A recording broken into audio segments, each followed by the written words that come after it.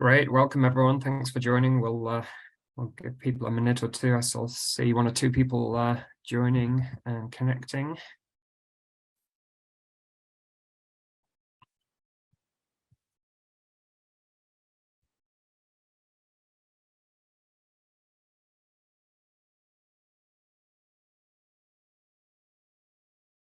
Whilst we wait, I'm just going to remind people of the objective here, the task ahead of us for the next 40 minutes or so, which is specifically for the scientific strategy and cohorts enhancement working group, filling in the quadrant that Jeff just introduced, and giving everyone a chance to to hear views from the IHCC members. So perhaps in a minute we'll start with some introductions, but and perhaps you can be thinking whilst we're waiting for people about this top left quadrant, summit insights over the past few days. What have we discovered? What have we heard? What's excited us that we think can take us forward in the scientific strategy for 2023 for IHCC?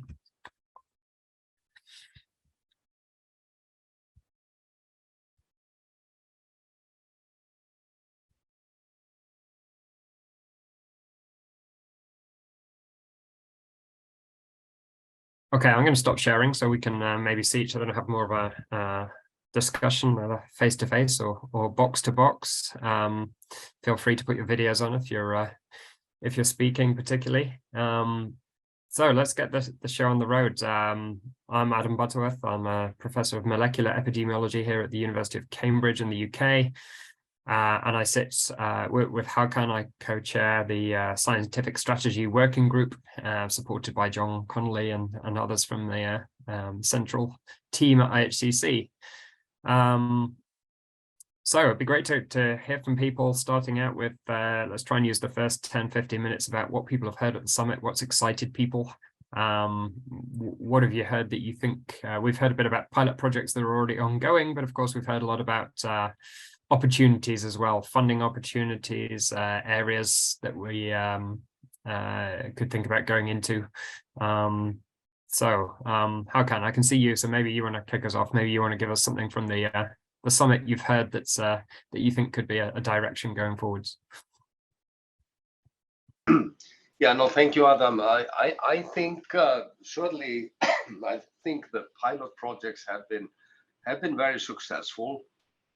It was, of course, somewhat discouraging that the grant that we sort of, submitted did not get funded. You would think that the funding agency would sort of, view a program of this kind with focus on, low middle income country cohorts, bringing them together, enabling research, that should be high priority. So that was obviously a little bit discouraging to see that we didn't succeed with that. But that just means that we have to look for other opportunities. We, industry, of course, is keenly interested in cohorts of this nature. And I think we demonstrated with the Alzheimer polygenic risk score that, doing trans-ethnic ancestral sort of, analysis across cohorts worldwide, has uncovered a significant sort of, value, because, I mean, these data have just not been available before. And certainly contribute in a major way to the existing European ancestry data that sort of, has been out there and published. But I mean, I think if the leadership at IHCC, I mean, if we can procure funding, continue pilot work, and sort of, obviously try to scale it, that sort of, that would be an important focus for sort of, the upcoming year. There are obviously other resources than the NIH and Wellcome Trust, and we should probably sort of, take a serious look at other funding opportunities in this context. Sure, thanks, Hakan. And just to say, feel free, people have comments or questions to post in the chat or to use the, you should, I think, see the reactions button at the bottom to raise your hand as well. So if people have want to come in verbally, then please do so. No. Great. What else have any had? Michelle, you wanted to come in? Oh, hello, Hakan, and hello, Adam. I can't undo my video, I see. I just tried, but that's fine. I can see you. So, you know, one of the things that got me quite interested from the discussion in the last 3 days was the potential of partnership with industry. And, you know, I think specifically for the lower middle income cohorts that tend to be smaller, but really unique. I'm kind of thinking if we go in as IHCC and lobby them specifically, you know, where we have samples for omics, for example, and I know that, you know, Hakan, you've been leading that other initiative, but I'm kind of thinking that there are more opportunities and that we should really be tapping into that. And, you know, I'm always interested in the strategy about whether one does it one-on-one or whether you do a group and then, you know, if one puts up their hand, then the others think, oh, well, we don't want to be left behind. We also want to be part of this. So I think, you know, a little bit of us thinking how best to approach them would be a good idea. But I think, you know, maybe we need to look at the size of the smaller cohorts that actually have samples that can be tested to enrich the data. I think that would be a sort of interesting place to go maybe for next year. Thanks, Michelle. Yeah, I think that's a really nice point, is thinking about the opportunities. I mean, we heard about some of the great resources that are being created, particularly in low middle income countries. We heard about the virtual cohorts. We heard about some of the new initiatives that are bringing together different, as you say, maybe some of the more unique or boutique studies. So I think, and obviously there's a piece there in terms of the policy, and we heard about some of the challenges as well. But I think how we capture that would be good. I think we've got so we've got Cindy Lawley on the line and Peter Wirtz as well, both from our industry partners. And Cindy, I think I heard you express enthusiasm a couple of times for a kind of you know, Olink's done great work in big studies like UK Biobank, but also I think you expressed enthusiasm for kind of more of the multi-ancestry or trans-ancestry that Hakan was just talking about in proteomics. What do you think about Michelle's question around, you know, is this kind of one by one and traditional kind of each cohort finds a way to fund its own measurements and then we come together, or do you see there might be a more consortium-based approach here? I think there's both. So I think pre-competitive collaborations are enormously successful, and we've got a long, you know, track record, I guess, long in the genomics era, right, of setting up those. And I think the proteomics project, the pharma proteomics project, was really on the heels of the exome sequencing consortium, right? So that model was already in place. But what I find I do a lot of is matchmaking. And so that's more of a one-on-one activity, right? Where a pharma might be interested in a set of samples representing stroke, right? It becomes very disease specific sometimes. And so what I was asking John Connolly offline about, you know, is there a way with the resources that we're building to have a way to export easily sort of the value proposition of each of these cohorts in that kind of context, right? So being able to say what is the ancestry of this cohort, what's the mix, what's the type of samples that are there, what is the data sharing capabilities, consenting, can they be reconsented, those sorts of things are really what provides value to I think of you know, like pharma as users like this, because those are the ones that I talk to a lot. Mm-hmm. Yeah, thanks. That's really useful. I like the idea of sort of almost IHCC as helping with the matchmaking and thinking about different cohorts and different funders. You know, I guess the UK Biobank was a multi-funder, single cohort project, and therefore appeals perhaps to and you know, doesn't have a particular phenotype, so perhaps has broad appeal. But then thinking about and I guess John's efforts, particularly on the cohort survey and trying to capture the work of the data atlas, I think could really help enable that matchmaking. John, you wanted to come in as well. Sorry. Yeah, no, just to follow up on what Cindy had said. So we'd exchanged a couple of emails around that. And we spoke about this before as well, Adam, and it is very low hanging fruit. We have data there. We know the capacity of the majority of our cohorts, and we're all interested in collaboration. We've got a good package there, and I guess it's like a typical research study, right? We've recruited everybody now, and the next step is engagement and keeping folks involved. So I think building a whole engagement package around the types of initiatives similar to what Cindy just mentioned, I think would be, a lot of bang for relatively little buck. And I think it's, again, we spoke about it before, but I think it is something that, it's time for it to grow legs at this point. And John, we've sort of demonstrated that we can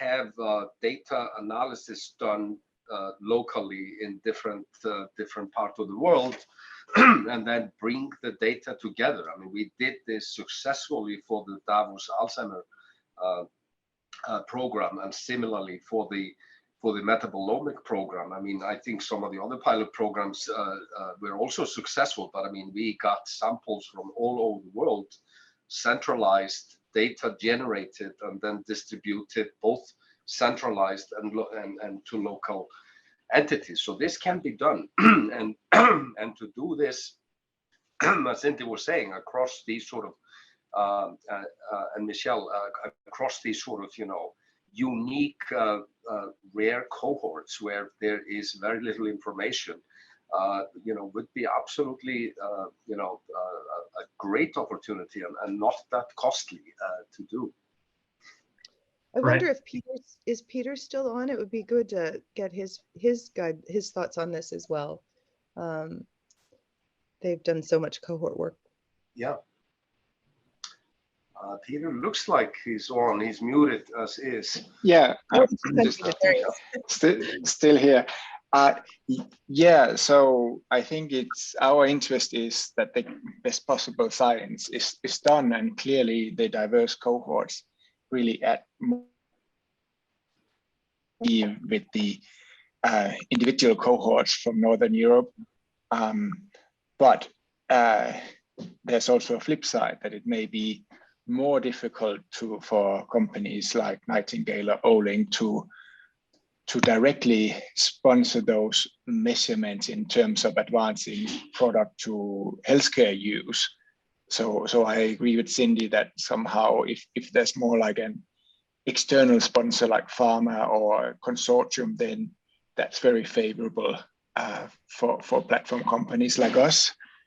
And for instance, the contracting and the work for the IHCC consortium was also very smooth for us. So we have a great benefit from these type of consortia, and can then give a better offer than we can do for individual cohorts. Right.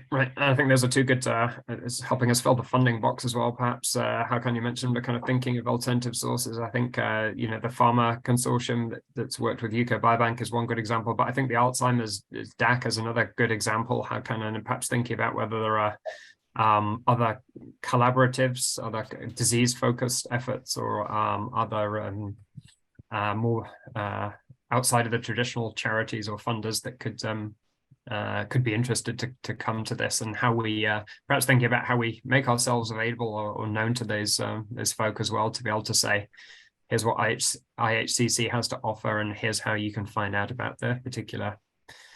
We don't have Alzheimer's studies per se in the IHCC, but we have lots of studies that can have useful information that could inform Alzheimer's research, right? And that was the proposition to DAC. So I think thinking about how we find more of those opportunities would be useful as well.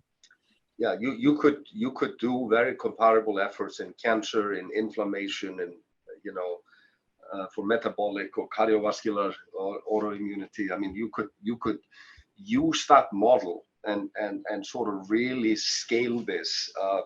It takes a fair amount of work, but at the same time, you identify individuals at the highest risk within a respective disease. And those individuals and John's surveys, I mean, they complement with cohorts where there is recontact possible, where there is opportunity to reach back out to these individuals, that can be immensely valuable for for pharma, for clinical development, and for any sort of a research-oriented project of this kind.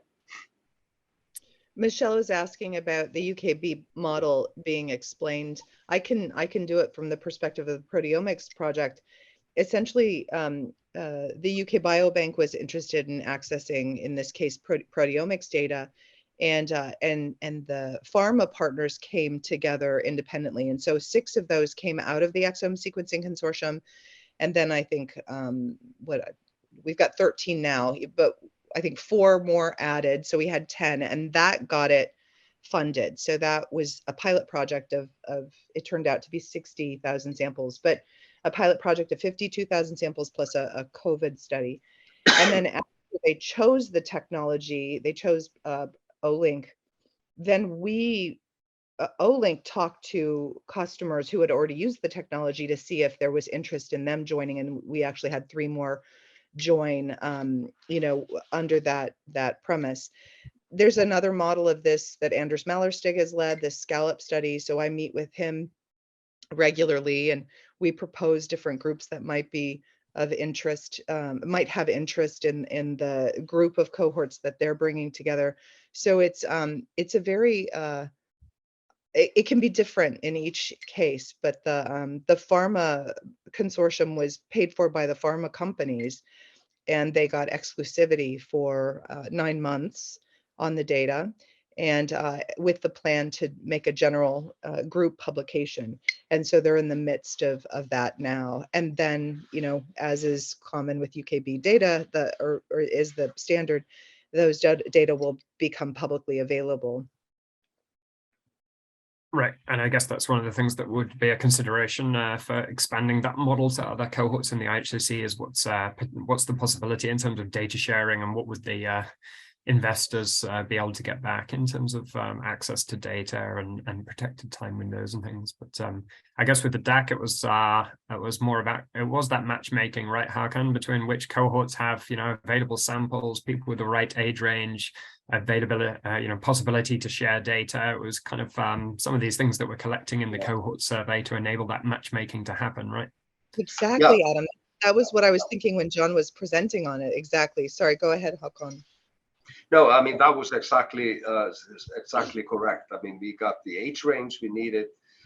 We got multiple countries involved across or South America, Africa, Asia, and US and so on. And so it just creates an opportunity to do something that nobody else can do, and is highly unique. And here you have individuals, where you have a calculated risk at the individual level data, and subjects who are at the highest range, they can be, surveillanced and followed and sort of, evaluated sort of in the context of disease progression that, nobody else is able to do. And is there some learning from how that DAC collaboration with IHCC came about? How come that you think we could extend to other perhaps disease-specific funders? Yeah, I mean, I think sort of, the way we did this, so Elias Cerrone and myself, I mean, we basically put together sort of a advisory panel. So we invited like a whole host of world key opinion leaders across, Alzheimer's disease, imaging, biomarkers, disease progression, clinical, and it was academia and industry. So we got together about 60 leaders, and we had multiple meetings, and we sort of laid out the landscape in terms of how this should be done, and this can be done, as you said, across cancer, across multiple other disease conditions, if we so wish. And the value here are the cohorts. I mean, are the cohorts across these different countries where we have, information already, and obviously can collect more in terms of, what is available for these respective diseases. Right. David, you mentioned the good point of kind of other funding agencies like the IHI, which I think has replaced the IMI in Europe, right? Which is a kind of private public, and that's a response to calls. Is that right, or is there opportunity to kind of pitch as a consortium there as well? Do you think? Yes, I mean that's what they ask currently for ideas for pitching for calls, exactly. And yeah, you're right about that replacing that. That's the new rebranding of that organization. Yeah. And again, I suspect much like other funders, they're still, despite being EU based, they'll be interested in global health initiatives and thinking beyond conventional continental Europe here, right? Yes, well, yes, for sure. As in many programs with the EU now, where you have you're eligible to join from many parts of the world. I mean, there's the EU cost consortia have partners in different parts of the world, so it is broadening out. Right. I mean, I think other obvious things that we should look to, given what we've heard at the summit, are Wellcome and its focus on climate and health, and perhaps they've made that one of their 3 key strategic areas, as we've heard, and given the availability of data from around the world on that, I think maybe the challenge for some of these things is to find sort of key leaders perhaps within the fields within IHCC who can identify the opportunities and kind of do that matchmaking again. I think kind of see what opportunities exist. I guess Chan Zuckerberg we heard from as well, who have provided some funding for some of their kind of central activities of the IHCC. I guess there, at least to me, it's less clear what the shared interests might be between it seems to be very cellular and imaging and that kind of thing so far, Chan Zuckerberg. But again, maybe we can identify somebody from that end of things within IHCC who could help to work out what their interest might be in diverse cohorts. Is there any other kind of obvious funding opportunities that we should get people to consider? Michelle, you've got your hand up. Adam, I just wanted to comment on what you're saying about climate change, and I'm wondering if it makes sense for us to also think about partnering with people doing climate change data, because we have the cohorts and there's a wealth of data out there on climate over longitudinal time and what's happened in different parts of the world. And if we could find like an interesting question, I think a partnership with data, big data scientists who work in the climate field as a partner for IHCC could be really interesting. So one would have to workshop something like that. And, I don't know whether it's NASA or, who the people are with all the data, but I think in many parts of the world, there's a lot of careful surveillance, longitudinal data on climate change. Right. And maybe even the kind of identifying, what that almost makes me think is whether there should be sort of working subgroups here around different themes within IHCC, because I think in this group perhaps we're or at least in the existing science strategy group, we're quite molecular heavy. But I think the reason to have talks from Wellcome about climate change is to open our eyes to the possibilities, and actually how do we identify the individuals who are perhaps not represented well currently within IHCC, but could, as you say, whether it's bringing in external data scientists, but it's also, I feel like it needs some of the people who are involved with the cohorts who might already be collecting these data or interested in pursuing these questions. But you're right, Michelle, I think we should think about how to kind of activate that. Yeah.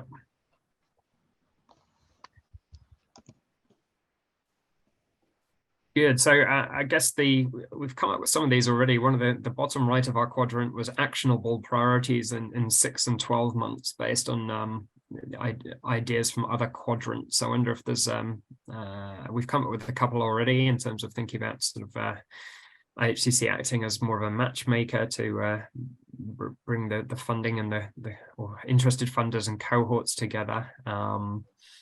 What else do people see as the perhaps top actionable priorities? What should we be doing scientifically within IHCC in the next reasonably short 6 to 12 month time frame?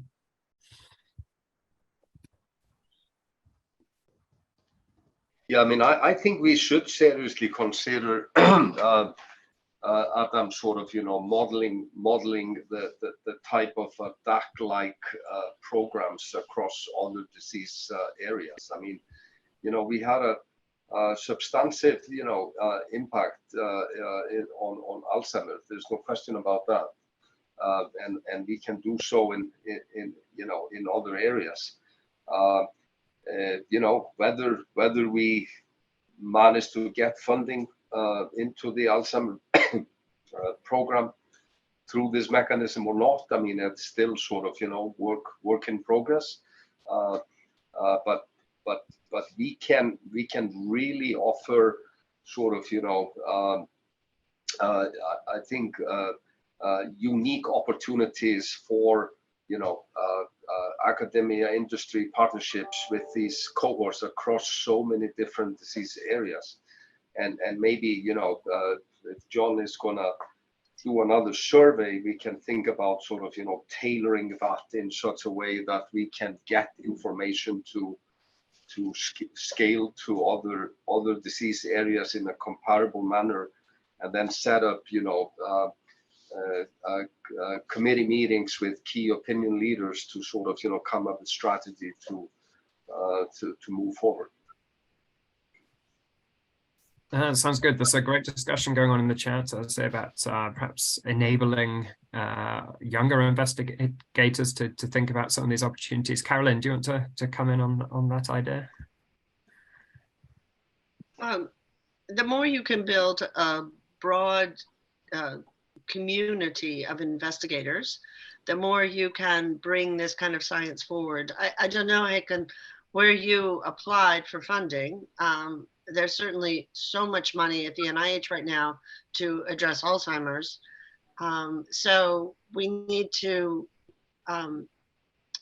get a lot of young people working on this. We need to bring forward this kind of science for the NIH. Everyone likes to talk about it, likes to think about it, but when they get into, it's, is this observational science really going to have what we need? Are we going to move forward? We're still, at least at my institute, we're still very clinical trial focused. And so it remains a skill to get funding for this kind of work, for modeling and for observational work. Clearly you have such large population sizes that you are in a place to make those arguments, but you need to build a broad group of people who have these data science skills. And to me, that's mentoring young investigators. And there's lots of opportunities for getting young investigators, particularly in international settings. So great opportunities. Yeah. And since I am talking, John, your survey, my office runs IDEA, which is the big HIV cohorts. Marianne Davies, who spoke about the Western Cape in South Africa, she is part of that. We have found that our site surveys and our work on describing our cohort in IDEA has been the most valuable data we've collected overall. It has been so useful to be able to say, this is who we have, this is the care settings that they exist in. So different from you, we're also describing the delivery of care, but getting everyone to answer the surveys and having the surveys be detailed enough that you can really tell a funder or future investigators, this is who we have in the cohort, this is the data that are available on them. Super valuable tool. And having the visualization and interrogation tools so that someone can go in themselves and look. Oh, look, they do have a ton of Alzheimer's cases all around the world, and they've got them in these age groups, and they have samples. I'm excited about that group, but I think we have to empower people to be able to actually look at our data so that they get excited. Yeah, I think you're right. I think that's I kind of think the point I was trying to make earlier, but you made it much more cogently. He's not stopping right at the data collection point, and we have great summary stats, but really having a platform for folks to interrogate that data and just kind of get their hands dirty looking at it. And I will laud the All of Us platform, the researcher workbench. even if you just talk about the data browser, even if you talk about the top tiers of it, not the access to data ones, but people can go in and see stuff. And I've taken people into that browser on phone calls and had them like put in an HIV drug, and then they go, oh, look at all those people taking it. Oh, and then all of a sudden they're excited. You know, no matter that I've been yammering on about it for ages, people want to be able to grab onto it themselves. Yeah, I think I really like that kind of vision of empowerment, and whether that's you know, researchers across IHCC interested in a particular disease area who want to go to something like the DAC because these are the Alzheimer's people from IHCC, whether it's the climate change people and finding you know, thinking about welcome opportunities, whether it's a group of younger investigators, you know, how do we, it's been very top down so far. And I think kind of saying, look, everybody here's a member of IHCC, that gives you the opportunity to seek research funding individually or with other cohorts to say, look, this resource exists and people are willing to share, you know, to collaborate on data and samples and information here to turn your, you know, to make that funding proposal much more attractive, much more diverse. And I think we need to do a better job of that. And part of that, I think, as you say, Carolyn, is getting people excited about being able to see what data is there, so you know, and it's not just a notional, you know, we'll replicate this in IHCC or collaborate with them. It's actually finding who are the right people. But yeah, we're running short on time. I think we have about 10 minutes left, so it'd be great to hear if anyone who hasn't spoken yet so far wants to chip in here. Obviously, people welcome to just listen and hear the discussion, but it'd be good to get a range of views. So I don't think we've heard from Catherine or Elizabeth, Ricardo, Sharon, J Pill. Anyone want to volunteer any thoughts or suggestions? Ricardo. Hello, everyone. Yeah, well, I was hearing everything, and in my case, I'm one of the PIs of a smaller cohort in a developing country, and from our point of view, we are very interested in collaborating with other cohorts in other parts of the world.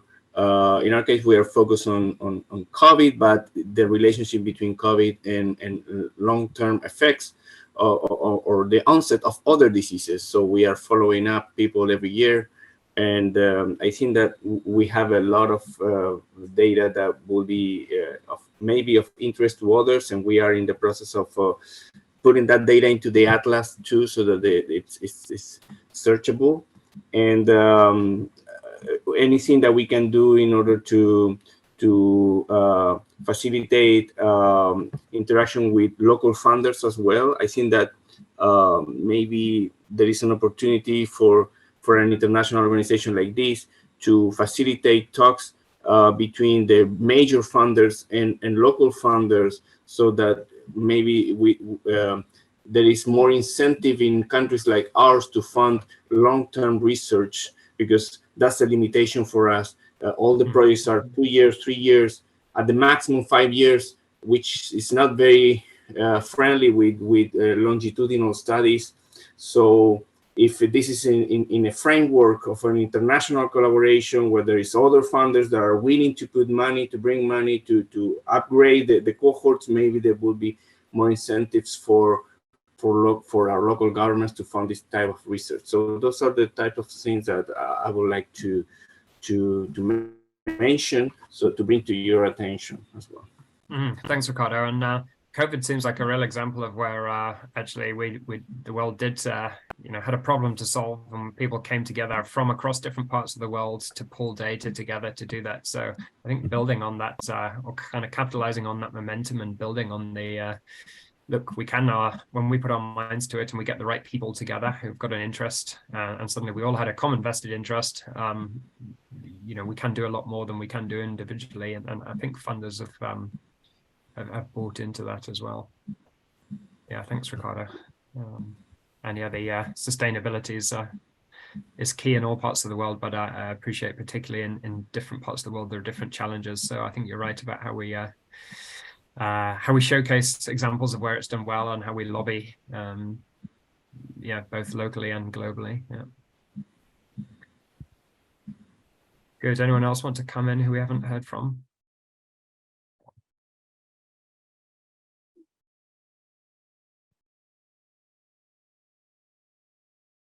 So I guess we haven't really talked so much about, well, we've touched on maybe some of the science that's been come from funding agencies, Alzheimer's, climate change. What are people's, we've touched on, I guess, also sort of proteomics and metabolomics, because we have those companies represented, but let's throw it open. What's the science that people would like to see kicked off in the next 6 to 12 months? We've heard about the existing pilot projects, but which I think are reasonably represented here as well.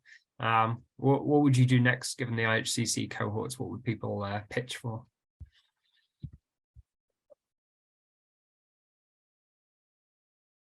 David, yeah, go for it. Well, with Albert Tennyson, who's chairing currently is in the first roundtable, and actually it comes what he's doing on the mentorship, and well, part of that remit is on mentorship that we mentioned today, so there will be some nice cross communication with them at the end.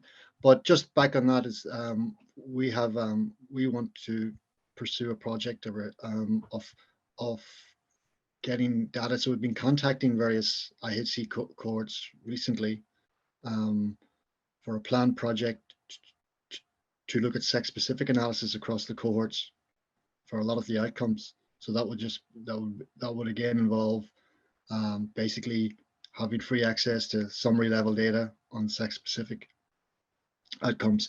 So as a way that we can use kind of resources of the whole cohort. So it's not just one disease focused, because a lot of people then would say, okay, well, then we will use our cohort to do that. But it's the interactions between all the different phenotypes or trait loci you may have in the different cohorts. It's the ability to look at those interactions and how that may differ by various categories, such as if you're looking in this particular example by sex, but you could apply that to many things.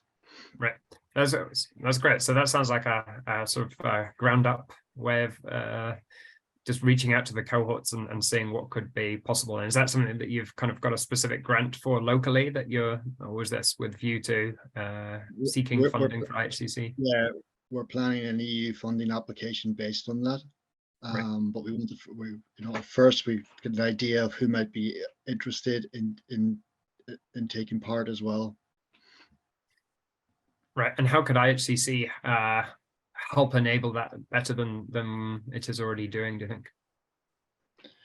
think? Maybe because it took some time. I mean, that's where the cohort website to be able to search the cohorts is very useful, but you have obviously to contact each individually, and as yet there's really no way to see easily how you can have some sort of cross IHCC proposal or a call that anyone want to participate. We could put some information in without having to contact everybody. Right. Yeah, that's a good thought. And whether it's kind of whether there's even a halfway house between contacting each cohort individually and then just sending a mass mail shot, so that you kind of use the data in the atlas to identify the subset of cohorts and then go out to them. Or but coordination and empowerment seems to be and brokering those those collaborations seems like an important role that we could do better here.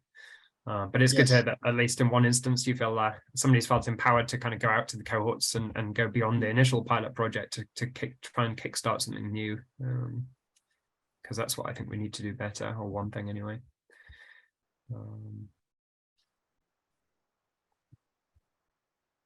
And Carolyn, you've given some ideas in the chat there as well about things you'd be interested in. This is the thing. I feel like probably everybody involved in IHCC has some interesting questions, and it's which will be very, very wide ranging. But I think how we empower that is important. So good. I think we have to wrap up in 2 minutes. So Carolyn, sorry, go on. Oh, I would just say personally, I find some of the climate work just very compelling. It's not necessarily my institute, but certainly emerging diseases would be. So, but that's a little bit, I think, outside of the real depth of these cohorts, and that you sit more in the precision medicine area. How climate impacts precision medicine, I think, is a little tricky. That's a lot of data. Right.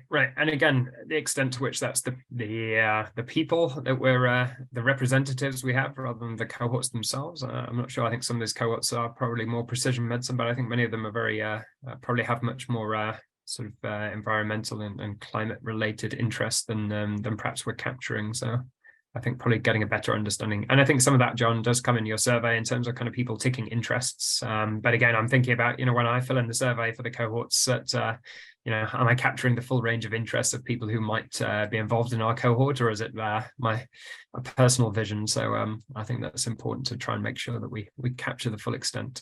Yeah, I wonder whether some kind of themed working subgroups would be helpful here, not to kind of over formalize it, but to say, who are the set of investigators in IHCC who are interested in thinking about ideas around climate change or sex stratified analyses or, vaccine response, and even just saying, would there be value in just setting up some conversations as kickstarters? Because I particularly with these remote summits, it's very hard to have those dinner time conversations to find out who those people are. So. Yeah, just quickly, the data is certainly there, Adam, in terms of certainly the environmental correlates of all these things. Or it's just, like you said, the personnel, not necessarily. But certainly you just need a few leaders to drive that. Yeah. Right. I think we have to draw this to a close because I think we have to go now to the report out. So I will end the session, and I think if people go back to Hoover, they should hopefully the next session is starting imminently, and I will try and capture some of those thoughts on the slides for sharing. So thank you all for your contributions. That was too short. We could have got a lot more ideas with more time, but really valuable contributions. Great to hear from everybody. So thanks.